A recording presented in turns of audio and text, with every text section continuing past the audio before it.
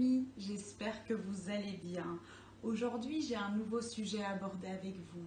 Je tiens à sensibiliser le harcèlement dans toutes ses formes. D'abord, qu'est-ce que le harcèlement? C'est un comportement non désiré, répétitif et violent vers une autre personne qui est la victime. Il peut être verbal, physique ou psychologique. Il se matérialise par des propos injurieux, des insultes, des coups de pied, des moqueries. Il y a énormément de formes de harcèlement. Luttons tous contre toutes ces formes de harcèlement ensemble. Travail à l'école ou encore le cyberharcèlement. Ayant été moi-même victime, j'essaye de mettre un terme. C'est un fléau que tout le monde vit au moins une fois dans leur vie. Le tuer. Et vous qui harcelez, vous êtes responsable. Donc, vous commettez un crime. Jamais. Ce n'est pas normal de subir le harcèlement. Et encore moins normal de faire subir. Je vais vous raconter ma petite histoire. Quand j'étais en première secondaire, évidemment, quand vous sortez de la primaire pour aller dans une grande école et que vous vous retrouvez tout petit par rapport aux grands de la cour des récréations, j'étais très timide.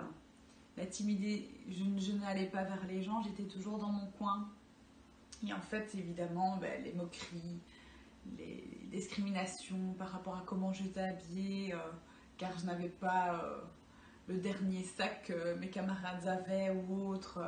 C'est tous des petits détails en fait qui font énormément souffrir une personne. Et je pense qu'on peut éviter ce genre de choses. Quand vous voyez quelqu'un qui souffre de harcèlement, l'aider, lui prendre la main et se mettre contre la personne qui harcèle.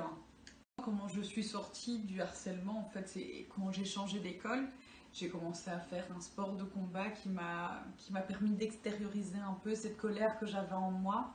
Le fait aussi d'avoir confiance en moi, c'est très important parce qu'évidemment j'étais vraiment en manque de confiance en moi et plus que les autres me discriminaient à l'école. Pour moi, en fait, j'étais qu'une sous-merde. Mais en fait, non, pas du tout. On n'est pas une sous-merde. On vaut quelque chose. On ne peut pas se faire critiquer involontairement par une autre personne. Nous-mêmes, nous sommes maîtres de nous-mêmes et nous devons laisser personne nous dire le contraire ou simplement nous discriminer parce que c'est vraiment abominable ce que les gens peuvent faire aux autres pour essayer d'être un peu plus puissants ou avoir un peu plus de camarades à côté d'eux. Non, soyez vous-même, ne changez pour personne. Surtout, n'ayez pas peur des autres. Il ne faut pas non plus taper, mettre des coups aux gens pour se faire comprendre. Mais il faut être rude et intimidant quand il le faut. C'est super important. Il peut être verbal, physique ou psychologique. J'ai éventuellement fait il y a quelques années une vidéo sur comment être rude et intimidant. Si jamais, vous pouvez la regarder car ça aide énormément à savoir comment vous exprimer éventuellement face à de tels personnages devant vous. Si vous êtes différent, faites de votre différence une force. Votre principale force, c'est que vous êtes meilleur, que votre harceleur, qu'il n'est de loin aussi fort que vous. Et c'est toutes et tous, on se prend la main, on s'unit et on combat le harcèlement tous ensemble.